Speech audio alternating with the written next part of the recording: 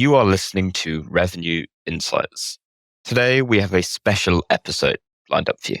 A couple of weeks ago, we spoke with our friends over at Operatix on their podcast, and I wanted to share those insights together with you. I'll let Aurelien take the intro from here. Enjoy. Hi, welcome to B2B Revenue Acceleration. My name is Aurelien Mottier, and I'm here today with Guy Rubin, CEO at Ebsta. How are you doing today, Guy? I'm very well. Thank you so much for having me on the show today. Really looking forward to our session. That's a pleasure. So we had the opportunity to meet actually a couple of times recently at dinners with the community of Pavilion. You built a report with the community of Pavilion, speaking about the 2023 B2B sales benchmark report. In fact, that's going to be the topic for today. But before we get to speak to the report and the insight that you are sharing with the community, could you please tell us a little bit about yourself and the company you are representing, Ebsta?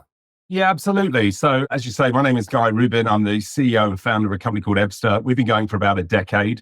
And for a lot of that time, we were running a very unfashionable business. We were helping sales teams become more data-driven and have accurate forecasting. It wasn't really a thing 8-10 years ago, and it wasn't something that people were really prioritizing. And then, of course, the whole world changed in the pandemic, and we've never really looked back. And we've seen everybody wake up to the reality that if they're not being data-driven, it's almost impossible to manage a team that are working more and more remotely.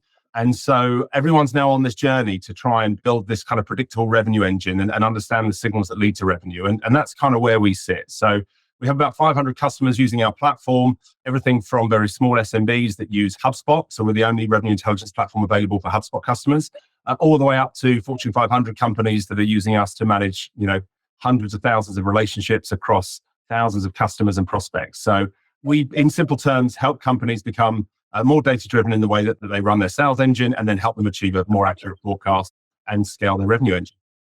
Sounds good. Everybody needs that. Everybody needs you. That's a good place to be, particularly at the moment. So before we jump into some of the key stats, could you please tell us how the report was built? So how big was the sample? What did you get the information from? Was it only from you? Did you have some other sources? It'd be good to get the recipe behind the three-course meal that you've been delivering. So this is the third year we've run the report, and it's got bigger and better every year. So I suppose the motivation behind it really came through Pavilion. So what Pavilion was seeing within their community of over 10,000 senior members now was that there was a lot of change happening in 2022.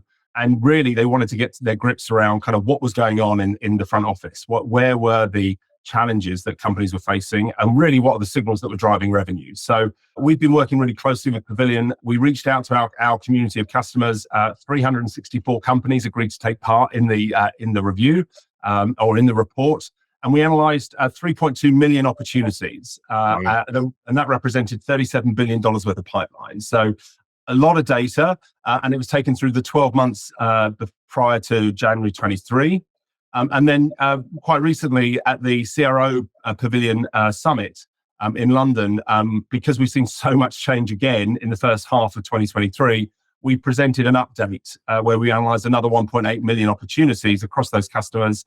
And just looking at what's changed in the last 6 months has been fascinating. So some amazing insights and really helping people to understand the areas of their revenue engine they really need to focus in on and help them to understand the signals that drive revenue. Yeah, amazing. Yeah, lots of data, data-driven report, always useful. Big data, I was about to say shocked me. I had that sort of mentality of thinking that around half of the sales representative will achieve their quota. But the report is actually showing that 27 of them actually achieve quota. So having a background of salesperson myself, is that because the quota are too high, or is there something wrong with the sales guys? What are your thoughts on that? Yeah, I agree with you. There were some really interesting takeaways from the data. I mean, yes, it was. So at the end of last year, we saw the lowest ever quota attainment at 29%. So in 2022, only 29% of AEs actually hit their quota. And then the first half of this year, we saw that decrease down to just 27%. And I think that wasn't just the only shocking stat, right? I mean, it's not sustainable. You can't maintain an AE team if less than a third of them are hitting target, right? And when we looked at the difference between then and the first half of this year, we found that AE teams had actually, recruitment had dropped by 65%. And AE teams were actually 22% smaller than they were this time last year. So there's a lot of change happening in the front office of B2B sales businesses. And we can see all sorts of kind of data points that are driving that. But, what I'd say to the community that might be listening here is don't beat yourself up too much, right? You're not alone. And in fact, almost half of our customers are outside of SaaS. So we sell to all sorts of businesses. And what's really interesting is that while we think we might be falling behind, or we don't have quite every data point we need, when you step outside of SaaS, these businesses are now looking across to us with envious eyes. They're way behind where B2B SaaS businesses are, and they actually want to start taking these steps towards becoming more data driven. So, whether you're in an infrastructure business, logistics, oil and gas, energy, we're talking to all these types of businesses, and they don't have anywhere near the level of visibility that we have in SaaS, and we beat ourselves up that we're not as structured as we should be. But one of the other stats that hit me out was that nearly 20% of AEs don't even have a target to hit. So the idea that you're not hitting quota, again, don't beat yourself up too much. But there's a lot of inefficiencies going on in the sales process, and one of the interesting stats that we picked up on was out of the 3.2 million opportunities we analysed, plus the 1.8 over the last year, so 5 million deals that we looked at, only 30% of opportunities opened close one. And the deals that close lost, they spend twice as long in pipe as deals that close one. So there's so much inefficiency in the sales cycle, right? And we all know how expensive salespeople are. And so the ability to have a positive influence on those numbers is material. All we have to do is make them a little bit more productive, and we can materially change the outcomes. So small incremental improvements can achieve exponential results. I had another question planned for you, but now you take me onto a journey. I want to go somewhere else. That's very interesting. So basically, opportunities are staying in the pipeline for longer, tire kickers. Is that something that you would attribute to the slowdown in the market that we've seen in H1? I think lots of people had a tough Q4, a tough Q1 2023, Q4 2022, Q1 2023. Do you think that's due to the buyer, or do you think this is due to inefficiency in the sales process? And the reason why I'm asking you is because I know you've got a section about MedPick, which is, and I was not too sure how to read that, but it seems to me that opportunities are not qualified properly when they become opportunities. So it's kind of a double-edged sword question in a way. But yeah, is it the market or is it qualification? Well, first of all, that stat that only 30% of opportunities opened or closed one is relatively consistent over the last 3 years. Okay, right. So I don't think that's market conditions. What we did see is the average win rate drop in 2022 materially by 15%. Now that's bounced back, but not fully. So we've seen the increase. Win rates have increased by 7% in the first half of this year. Sales cycles have, while they dropped by a third, they've actually recovered about halfway. And average deal values are starting to creep up again as well. But coming back to your question, yes, we are. The thing that's changed is that we lived in a world of plenty before. So it didn't really matter if we weren't running a very structured sales process, if we weren't particularly data driven, because that we were inundated with opportunities. Yeah. Now we live in a very different world, and buyers are of course becoming more mature, and they're wanting to run more of the sales cycle themselves. But actually, because there's less opportunities to go after, we need to be a lot more data driven and a lot more disciplined in the way that we qualify opportunities. If you're running a 5-stage sales process and stage 2 is discovery, if you're not qualifying that opportunity correctly, it's very easy to skip through and end up in stage 3 and 4, where you're running trials and pilots and engaging other stakeholders in your business. Solution engineers are getting involved, maybe finance and legal and security are getting involved. And actually, it turns out the customer may not even have budgets. We may not even know who the economic buyers are or what timescale they want to work to. So if you haven't qualified the opportunity well enough, you're costing your organization hugely by taking the prospects that aren't really ready to buy through a sales process that they're never going to close. So there's so much opportunity to have a positive influence, not just on improving the conversion rates, but actually by spending less time on opportunities that inevitably are going to close lost. Of course. As we prepare the podcast, you mentioned that consistency and discipline is key for success in sales. And I think you made a good point here. Maybe we had too much opportunities. We had too much distraction with people coming at us. in the B2B SaaS. When I'm saying us, I'm making a generality. So technically there is a point of salespeople becoming complacent and maybe not putting as much qualification as they should put at the outset, expecting things to close, not really finding the economic buyer, not really asking the right question, not really qualifying properly. So I think this opportunity that they would hug because they're struggling for pipeline and need to show some numbers. But what are your thoughts on the market? So you mentioned something about the buyers being a little bit more educated, and I appreciate that it's not really what the report is all about. The report is more looking at the data from the opportunity. But when you speak to revenue leaders, what's their feedback on that market? Do you think sales cycles are longer? Do you think buyers are? My feeling is that buyers are all acting like little CFOs. Everybody is counting the pennies.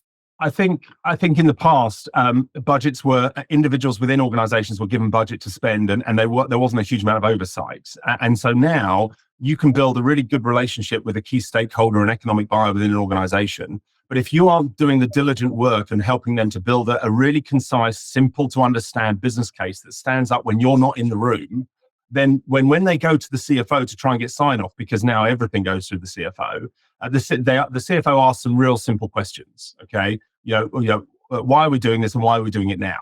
Well, why is this the top priority? And if you can't articulate in a business case that stands up on its own 2 feet without you being in the room, then you're going to end up with the worst case scenario, which isn't that, you remember the second best outcome is that we qualify our opportunities really early. Okay. The worst case scenario is that we end up at the 11th hour at the very final stage. The opportunity gets closed lost because the CFO ends up vetoing the deal and deciding that this isn't a high enough priority, and we have other things that we should be working on instead. Yep. And the chances are the seller will never get the opportunity to build a relationship with that CFO, but they do need to be able to articulate a very precise, clear understanding that of the impact and the ROI that their proposition can have on the business. And if you're not building that muscle, then you're gonna end up with the worst case scenario of investing lots of energy and time in sales processes that don't close. Yeah, I'm gonna focus one more minute on the well, maybe 5 minutes on the less positive before we move to the negative and the good things from the report and how we can grow from it. But another stat that was interesting to me was the deal slippage. We're talking about 39%, I believe, in the report that of deals that are not closing as expecting. This is a huge amount. Like this is 40%, pretty much half of your deals that are slipping. Like are we talking slipping to the next quarter? Are we slipping to the next year? Are we slipping in the bin? Yeah, that would be my first question. And is there any sales strategies that can be used to minimize that deal slippage?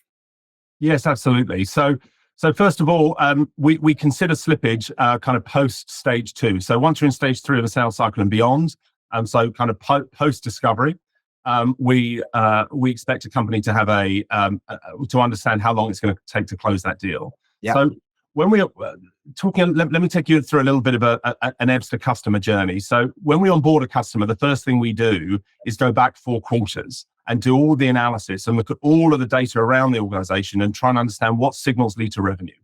And if you've got 50 sales reps that are working 20 opportunities a quarter, that's 4,000 deals a year coming through your business. Okay. Now you might be closing 20, 30, 40% of those deals. But what we're interested in understanding is the signals that led to those deals progressing for each stage and then ultimately closing one or closing lost. And what that does very quickly, and it takes about 3 days for us to do this analysis, and we have to connect to all of the data points you've got around your business, including mail servers, calendars, CRM, MarTech technologies as well. We're trying to understand all of the signals that you have around the business. So, what's the difference between a sales cycle of a customer that's in market, that's got high intent, for example, versus a company that has low intent? And again, it's okay if the customer doesn't use intent data, because we have relationships with companies that have intent data, and we can go back historically and tell you whether the companies that you were selling to were actually in market before you started selling to them. So really trying to understand the signals that led to revenue in the past helps us to build a benchmark of what good looks like. And then so when we understand that a customer is traditionally in state that closes one, would traditionally be in stage 3, for example, for 3 or 4 weeks, well, then we know what good looks like. And as that deal starts to take longer than that, then that's considered slippage. So we understand the signals that lead to revenue. We understand the time that everybody should be in stage and the pace and momentum we'd expect to see and how many stakeholders you should be engaging with. And I mean, the list goes on. So what's really interesting though, is not all revenue is equal. Okay. So, for example, if you're walking into next quarter and your target's $1 million for the quarter, if you've had $500,000 slip from last quarter and you're sitting here going, oh, it's all fine because we've already got $500,000 in pipe. The problem is that deals that have slipped are much less likely to lead to close one. Okay. And so not all forecast revenue is equal. So knowing that if a deal has slipped and by how much, the chance of it closing will be materially less, helps you to forecast a whole lot more accurately and understand what actual signals you need to be leaning into to understand, whether the deals are real or not. And in terms of strategy to minimize slippage, so we work with lots of sales team, and we are doing a lot of calls with them. So we would set an appointment for DAE, and we go on the call with DAE. DAE turn up their laptop, do a demo, and we are speaking more and more with our clients, particularly since Q4 last year, Q1 this year, and things are being a bit tense. But when we are in our sales process and actually trying to get a client on board, we bring a little bit of friction. And as part of that friction is, how do you create urgency in the sales process? How do you actually create moments where people are like, God, we need to do something about it? Is urgency what's missing from your perspective? Is that the cause for deal slippage? Do you think is what you mentioned earlier on, where people don't put the business case? So technically you speak to someone and you bet on your horse thinking he's going to be a champion, and you keep on betting on that horse, but your horse doesn't win anything and doesn't help you to win. Is it because we're not exploiting the consensus of an account-based campaign where we go to multiple buyer, which is another thing that you've got in the reports about multiple buyer? So I know it's a wide open question, and there is probably not a generic answer, one size fits all, because everybody is different. But at least if you could address the sort of reason why slippage is happening and how we could prevent it from your perspective, that'd be super useful. Sure. Well, look, let's start top of the funnel. Okay. If we're targeting companies that are in market to buy our product, we're much more likely to have a positive outcome and for the sales cycle to be a relatively short one, and the average deal value to be slightly higher. So let's make sure we're targeting companies that are in market. Also, we find that the AEs that are best performing are the ones that have at least 30% of their pipe filled with ICP. Okay. So if you're not targeting your ideal customer profiles and you're just targeting any company that comes inbound, then you're much less likely to have a positive outcome. Again, it's slightly different for different businesses, and again, or even different departments, different products within the same business. So it's really important to do this historical analysis. And again, I'd encourage anyone who's interested in going through that exercise. It takes us less than a week to connect everything up and produce the report, bespoke version of what we've produced in this report with Pavilion. We do that for every customer, not just once when they come on board and going back 4 quarters, but every 3 months they get an update on those insights as part of the service. So really trying to understand the influence of being in market, propensity or intent is really key. And you might have all sorts of signals that are leading to propensity. Are they spending time on your website? Did they download a white paper? Have they gone to your webinar? What words are they searching online, and so on? So again, really understanding who's in market and making sure what we're targeting at least a third of our opportunities are ICP. So that's very much top of the funnel. Then my biggest suggestion here is all around being that qualification process. If we spend an extra week in that discovery phase, it can serve us so much better further down the line. And encouraging this and allowing the sales team to live in a world where they close lost opportunities sooner. A lot of people feel they've almost got to have a certain amount of pipe in market in that's live, even though when you dig into it, you find that half of it's not real. So allowing the salespeople to have that freedom to close off deals off as lost, and encouraging them almost to, if they can't achieve certain minimum levels of criteria or qualification, that is absolutely key. We always see so much dross in the sales process, sales cycles, that once we dig into it, it's just not real. So understanding the signals that tell you whether the deals are likely to slip. The biggest. So then when we start talking about slippage itself, okay. So what do we know? We know that slippage is a really good indicator the deal's likely to close lost. Okay. And there's a world of difference between slipping a couple of days and slipping into the next month or the next quarter. And the more times it slips from the deal closed forecast date, the less likely it is to close one. Okay. Now, so what's an indicator? So we know that slippage is the biggest indicator for closed lost opportunities. So now the question is, well, what's the good indicator for slippage? And the single answer to that is engagement. Okay. So one of the things that we do for customers is measure the momentum or engagement that they have with every stakeholder involved in every sales cycle. So we give every relationship a business has a score out of 100, bluntly, because we know that relationships drive revenue. So when that engagement score starts to drop, it's a really good indicator that deal's likely to slip. And if the deal slips, it's a really good indicator that it's likely to close lost. So what do I mean by high levels of engagement? And so we take a feed of everything from meetings, calls, emails, and so on. But if people start ghosting your calls, or not responding to your emails, or not turning up to meetings, or pushing meetings consistently, that's a good indicator that relationship is starting to drop, and that will lead to slippage, which could lead to a closed lost opportunity. So when you start seeing those relationship numbers drop down, or momentum or engagement with those stakeholders start to drop, it's a good opportunity for someone perhaps more senior, maybe to interrupt with the sales process and try and course correct. Maybe offer the customer a way out. It looks like you missed a couple of our meetings. We're all busy people. If this isn't right for you now, just let me know so we can move on to something more productive. Let's touch base in a couple of months. And they could push back. Go, no, it's out. Sorry about that. We are interested. We don't want to move forward. Or actually, you're right. Let's put this aside for now and move on to something else. And better to know, right? Than just of course.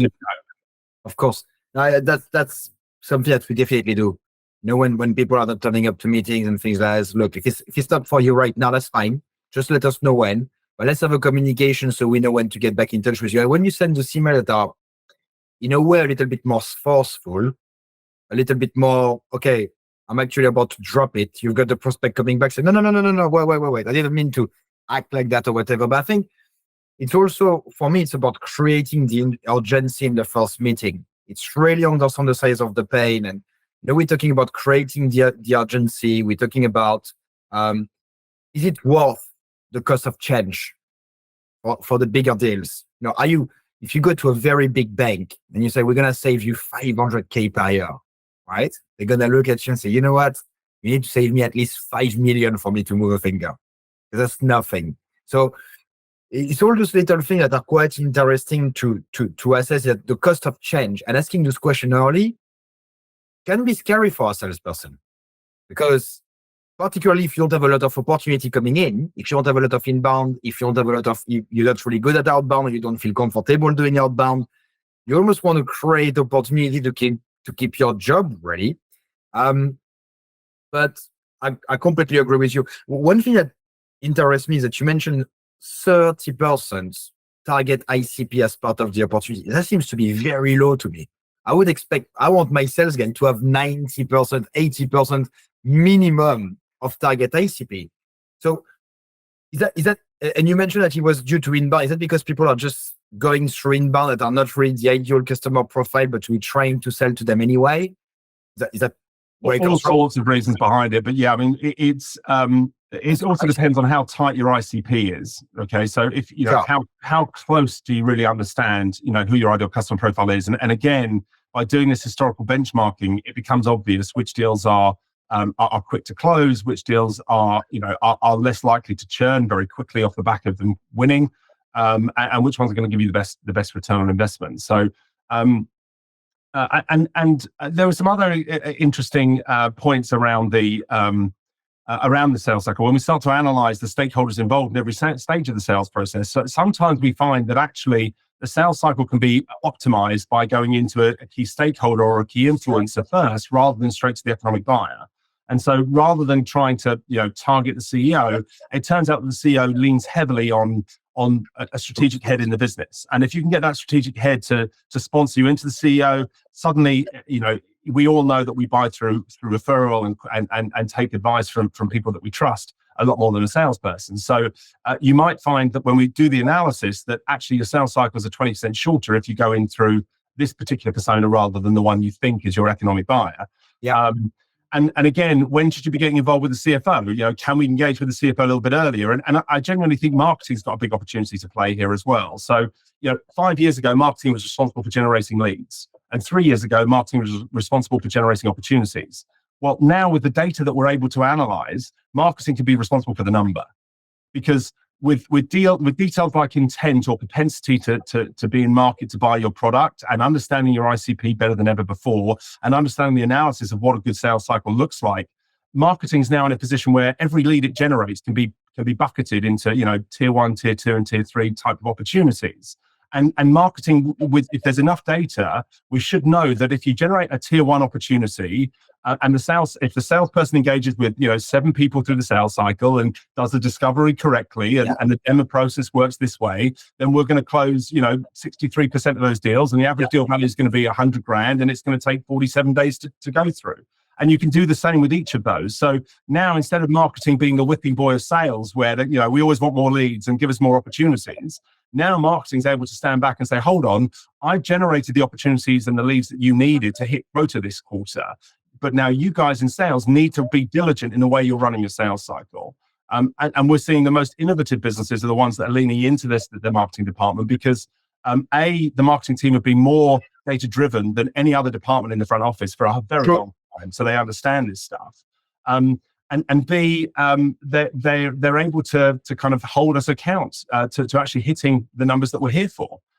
So I think marketing's got a great role to play in not just top of the funnel marketing, but if you know that stage 3 of the sales cycle, we've got to get engagement with, the CFO, then, and it takes us 20 days to get to that stage. Well, then, a week before that, marketing's starting to target the CFO with messages on social, so that the CFO is starting to get warmed up in the market before you actually need to engage with them. So there's so much opportunity for the revenue engine to work as a unit, but it's all about being more data driven and understanding the signals that lead to revenue. And if you haven't got the data, then you can't go on this journey, and you're not even at the beginning of the race. Okay, so while it's boring, the first thing we have to do is fix the data.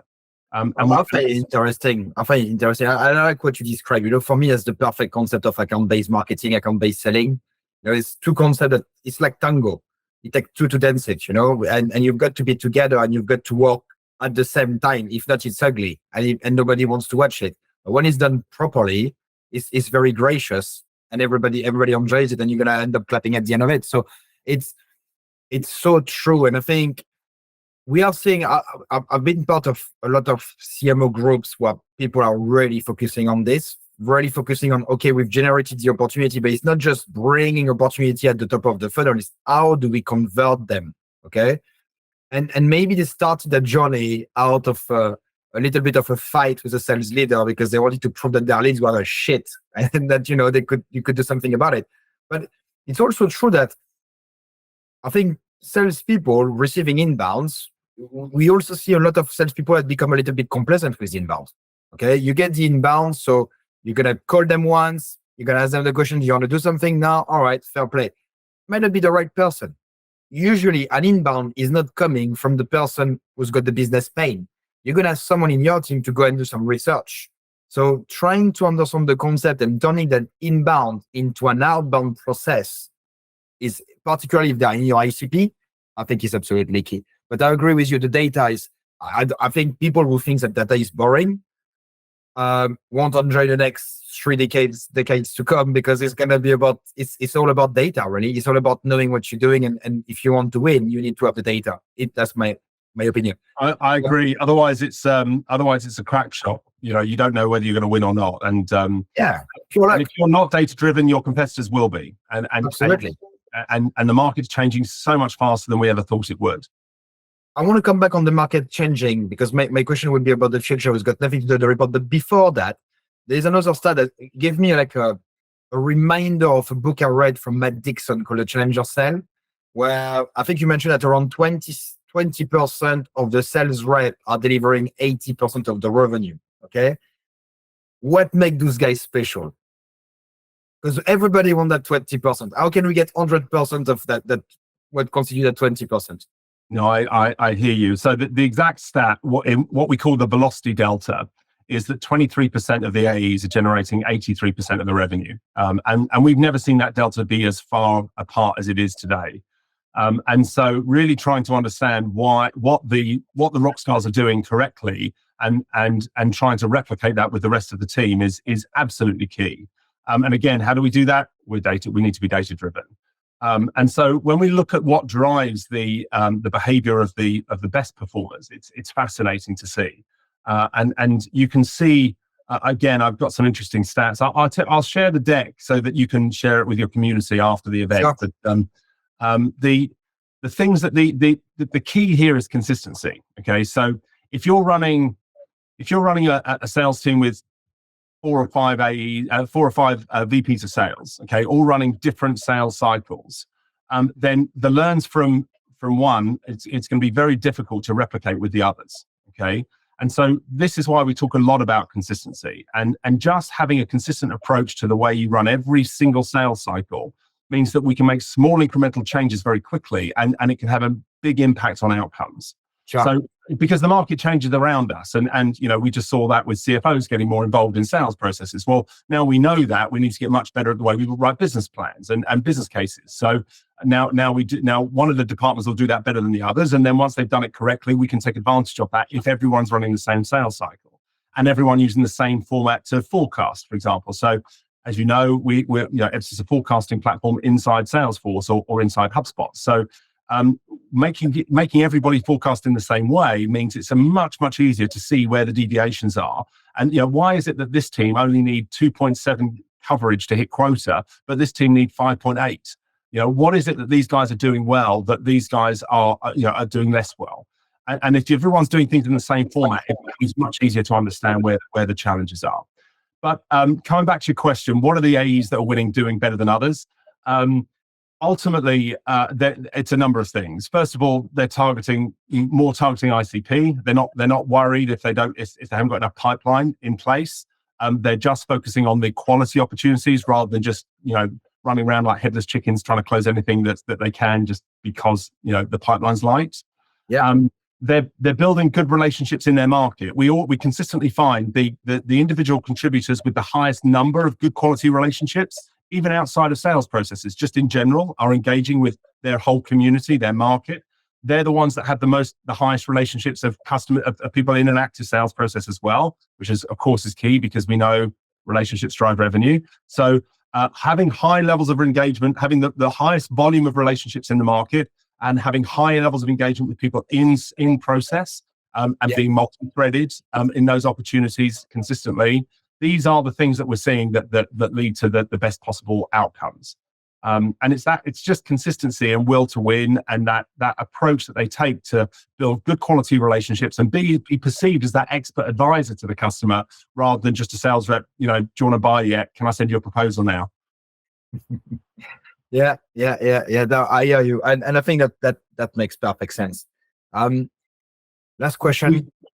Go on. You have something to say? We see the same in success. So what's fascinating, because revenue intelligence is not just about forecasting; it's about the whole revenue engine, right? So when we look at the energy that goes into building those relationships with the key stakeholders and the economic buyers, you see the trend of engagement trend up to the point where they trust you enough to sign a contract for lots of money, right?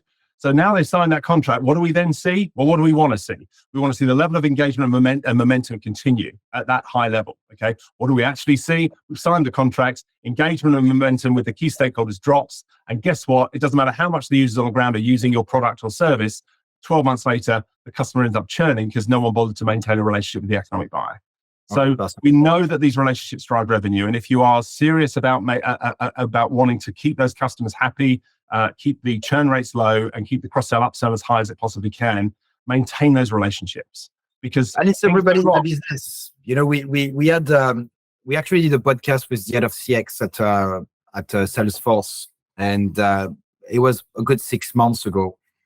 And now we have an head of CX at Operatix, and the job of the head of CX is to get everybody to be what you just defined, which is customer success. And the sales guys can do a good job, but what happened next? You want the receptionist to be good. You want everybody to be good. You want everybody to just sing from the same song and all that sort of great stuff. But I'm going to give you an example. I went to an event in London yesterday. Sorry, not yesterday, the day before, on Tuesday, InfoSec. And I went there. I met with a lady who used to be a client in another company. And she said, look, I've already influenced everybody to work with you guys. We have something in place, but we want to replace with what we've got. And I want that guy who was dealing with my program before and his manager, that guy. And she was telling me the team she wants. And she said, if you give me the team, because I know I trust them. And I said, why that team? She said, trust, rapidity in communication. When I need something, they react. And I know it's bad because we're supposed to be not working late in the evening, but she was like, look, when I've got the US calling me at 7 and I need a response by 8, I could count on your team to give me a response by 8. And the last thing that she mentioned was like a very transparent honesty.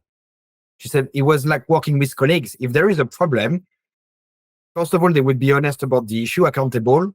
And then there is the care. They care as much as I do. We are stressed together. We win together. It's not like that relationship where I've got to chase you. And I found that brilliant. And I sent a voice note in our leadership group, because this is exactly what we're trying to build. Right? Imagine if it's not just a sales guy selling, but then after that, we really have a duty of care. You're being put. I want to be put into conversation with customers because sometimes you need to. And I don't think a CEO should be in the ivory tower. If you need to go and speak to a customer, no matter how much money they spend, if there is something that needs to be done, okay, up to a certain point, and we're getting big now, so I could spend a lot of time speaking to customers, but having that duty of care, maybe you don't do it one by one, but you do it by a group of people.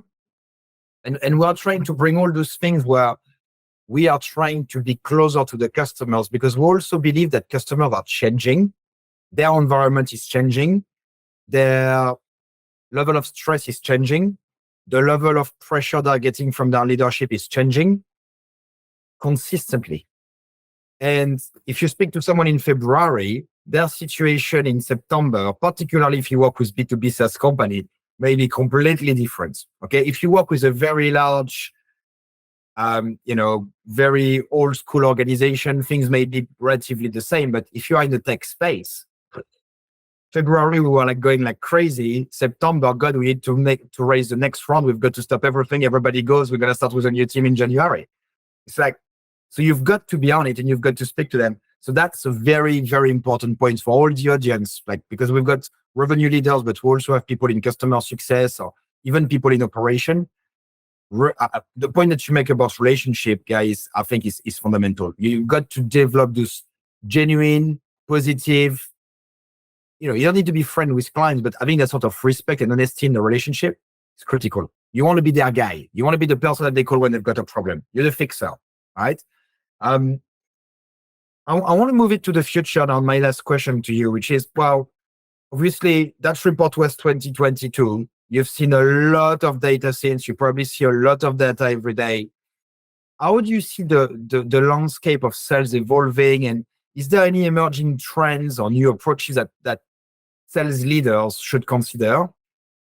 Yeah. So look, first of all, we've all got to be data driven now, and so step one on that journey is fixing the data. So if we're in 2023, right, if you're still relying on reps to manually log their activity, create contacts, keep them up to date in the CRM, we need to get that off their plate, because it's just a distraction and an excuse for not hitting targets. So there are some tools out there. Ebsta is one of them, but you can fix the data very quickly. And then you need to start benchmarking what good looks like in the past, so that you've got the DNA of a good deal, and you need everybody working in the same way when they're doing their one-to-one reviews. Ideally in the system of record, inside Salesforce, inside HubSpot, you should be able to, everyone should know what the positive and negative factors are on every opportunity, so they know what the likely next step is.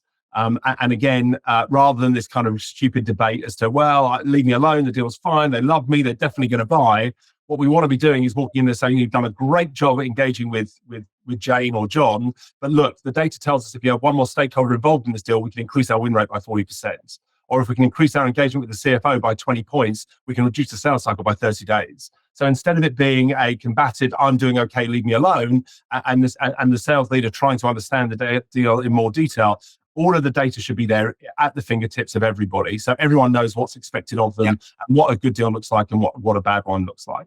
So do the benchmarking, fix the data, do the benchmarking, understand the positive and negative factors on every opportunity, have everyone doing things in a consistent way. Everyone now should be out of spreadsheets. You should be using a simple tools for forecasting. All of them are out there, including Ebsta.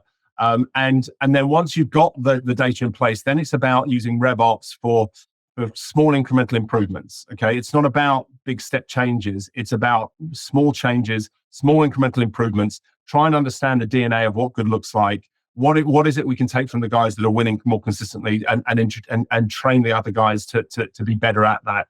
And what's interesting is that usually you don't find one rock star that's excellent at everything. You might find when we do the analysis, so we produce a leaderboard of every AE within the business every 3 months. And what we find is, and we're interested in trying to understand, average deal values, time to close, conversion rates, and most importantly, how much coverage they each need to hit quota. And what's fascinating is all we need to do is continue to focus on how we can slightly reduce that down. And some are really good at the qualification process. Others are just skipping through that and spending far too much time on deals that are never going to win. Others aren't very good at the discovery or the business case building and the closing. So knowing where they need the training will be obvious when you start to look at the data and see where they're losing the most. So be more data driven. There's no reason why we can't get a lot more outcomes out of a much smaller team if we're a lot more clever about how we analyze the data and the approach that we take. Yeah, 100%. Look, thanks for all the insight that you shared with us, Guy, today. There's lots of stats. I took a fair amount of notes. Super useful. I'm gonna press on my team on Monday. We have I'm speaking with the sales team, so I'm gonna speak about this relationship over and over again. If anyone wants to continue the conversation with you or would like to speak to Ebsta about how you could help them to actually get that insight, to get that data together, or to actually start the journey of understanding what's going on, what's the best way to get in touch with you? Well, first of all, anyone can connect with me on LinkedIn. Just mention the podcast, and I'll happily accept. And always up for a conversation around being more data driven. Wherever you are, and whether you're interested in buying technology or not, doesn't matter to me. I'm a data geek and enjoy this stuff. So feel free to reach out if you're in the community.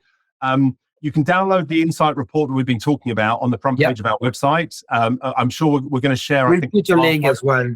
Yeah, we'll put a link when we share the podcast with everybody to make sure. Download that, and inevitably, if you do, if one of my SDRs doesn't reach out to you within a day, then I want to know about it. So they'll probably reach out and try and find out. Unless you are not in the ACP. Well, exactly, and then we'll leave you alone. So. So that's probably the easiest way if you're interested in engaging with us. We do offer free trials for customers using HubSpot or Salesforce. Again, you can kick those off on the front page of ebsta.com. So look forward to hearing from everyone in the community. And if I can be useful to anyone, just let me know. Well, thank you so much, Guy. It was an absolute pleasure to have you on the show today. Always good. Lovely to see you. Take care. Lovely to see you.